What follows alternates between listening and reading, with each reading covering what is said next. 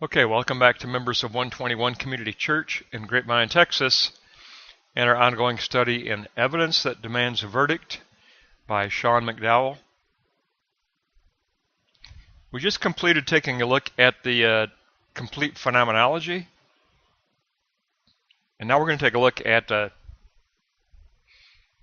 chapter that challenges postmodernism. We're going to take a look at pages 635 to 652 and take a look at the definition of postmodernism, its resultant loss of truth, and the Christian response as a defense against postmodernism. Let's begin with block 1. And Mcdowell begins with Lyotard, who coined the term postmodernism for philosophy. And basically, the position given in that book on the postmodern condition stated that meta-narratives were to be rejected. There was a denial of fixed meaning. There was a positing of a lack of correspondence between language and the world, a denial of fixed truth. And then Mcdowell also mentions that Richard Tarnas gives 5 aspects of postmodernism.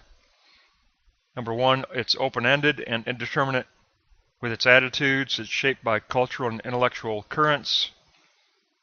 It has priority of the concrete over the abstract.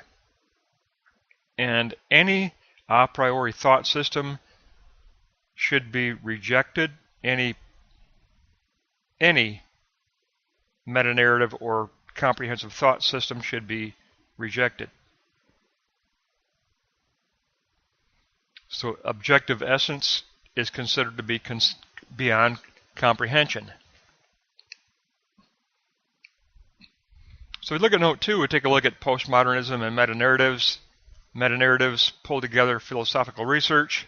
They provide a unified direction for truth. But postmodernism says that meta-narratives are meaningless.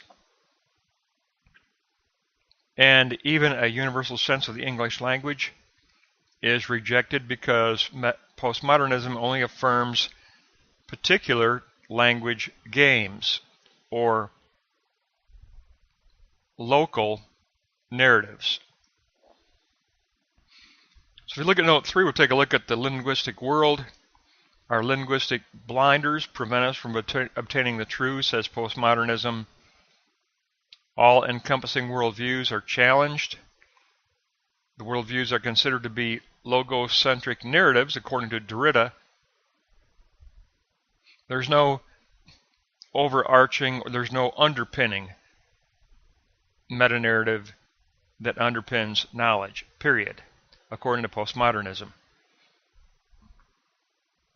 And the specific subconcepts that are abbreviated under postmodernism that reject truth in note 4 are naturalism, humanism, scientific method only, reductionism, the fact that only knowledge brings progress, that evolution is given priority, determinism is posited, egoism is emphasized, and all meta-authority systems are rejected. So Mcdowell begins with this definition of postmodernism, extreme left-wing postmodernism, by the way, as a position that fundamentally rejects all meta-narratives, rejects all belief systems. So in block 2, we take a look at the loss of the true. And he begins with Kant. The mind cannot claim direct knowledge of the world. We grasp things as they appear, never as they are in themselves. Objects must conform to our cognition. This eliminates the possibility of cognition concerning the ground of existence. And then in note 2, correspondence theory is rejected. Truth is called an illusion by Nietzsche. Other postmoderns have said that truth is relative. or that it's a mind construct, that it is ambiguous, that it is a pragmatic.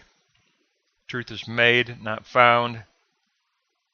And it's also posited that truth is simply a linguistic property. There's no metaphysics, there's only ethics. Correspondence theory is rejected, not tenable. Correspondence theory of truth is rejected.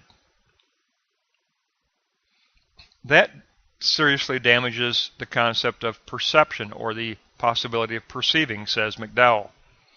So if you look at note 3, truth becomes inaccessible. Human knowledge is determined by a multitude of factors so that the thing in itself can never be perceived. Pluralism is the given priority. Deconstruction becomes endless because truth is in need of a starting point. Deconstruction just goes on and on and on. It's never ending. It's infinite regress. In other words, there's no empirical knowledge, period, according to postmodernism. So note 4, basically the conclusion is that everything is subjective interpretation. Everything is subjective interpretation. That's Derrida's deconstruction theory. Language mediates these interpretations. We only think in signs that are merely traces of the true. We never really reach any objective thing in itself. So perceiving becomes impossible and correspondence theory is rejected. But Mcdowell has a response to the first two moments. We've got the rejection of all meta-narratives. We've got the rejection of correspondence theory. That destroys any opportunity of the true or perceiving the real. So block 3, we're going to take a look at Mcdowell's response to postmodernism. First, existence itself. It is posited by postmodernism that there's no ability to perceive truth. However, one's own existence cannot be doubted. Now, under note 2, discerning truth does not require infallible perception. We never possess absolute certainty. Knowledge doesn't require absolute certainty. But the ultimate answer, and I think the proper answer, is given in note 3. Our foundational knowledge can be taken up as Christian phenomenology. There does exist immediate apprehension of experiential content. Foundational knowledge could therefore appeal to experience and experiential phenomena. These become basic beliefs or general truths.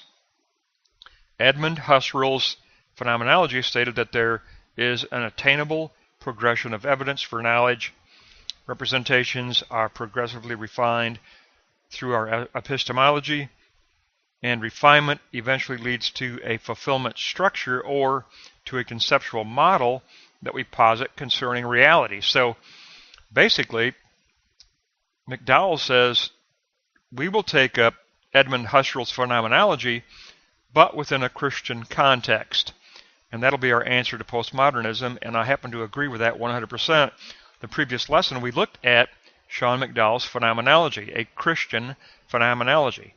And that is exactly what is needed to counter postmodernism, a solid Christian phenomenology. And we had that in the last lesson. We looked at his comprehensive system of Christian phenomenology. So let's take a look at this recall triad on the top of column 4. And basically, note 1, postmodernism posits the rejection of all meta-narratives and all belief systems, including Christianity. 2, the true and the real are lost within postmodernism. Subjective pluralism is dominant, and objective truth is sacrificed. And then note 3, Christian phenomenology defeats postmodernism by adopting Husserl's position, but within the context of Christian truth. That becomes Sean McDowell's answer. And I agree 100% with that position. I agree that what is needed desperately in America and desperately in France, if you want to know, because postmodernism first emerged in France, but what is needed is a solid Christian phenomenology, which Sean Mcdowell has already written. It's contained within this manuscript. I would hope that he would write maybe 100-page monograph, specific Christian phenomenology, and have that published. And he could extract it out of the work already done in this manuscript. But we are desperately in need of that. That's why I wanted to emphasize that in the previous lesson and actually look at his comprehensive Christian phenomenology. But now he reiterates the fact that that is his position in this challenge to postmodernism. Let's take a look at the notes in column 4. Postmodernism is caught in a self-contradiction. To say, I know that no one knows anything is complete nonsense. Postmoderns often take their so-called local narrative and elevate it to a meta-narrative that's supposed to transcend all others. This contradicts their own position. Human reason is a means by which we can have access to real objective thought. That cannot be denied. And we do live according to propositional ordering. We live according to a system of beliefs, and for believers that means we live according to historical and theological truth, and we can express that in a Christian phenomenology. Absolutely, we can express that in a Christian phenomenology. Let's look at our recall triad one more time at the top of column 4, and we'll wrap up this lesson. Note 1, postmodernism posits the rejection of all meta-narratives. All belief systems, the Christian meta-narrative is rejected. Consequently, the true and the real are given up with postmodernism. Pluralism takes over and objective truth is absolutely sacrificed. The challenge and the answer to postmodernism is Christian phenomenology. It was first articulated by Edmund Husserl.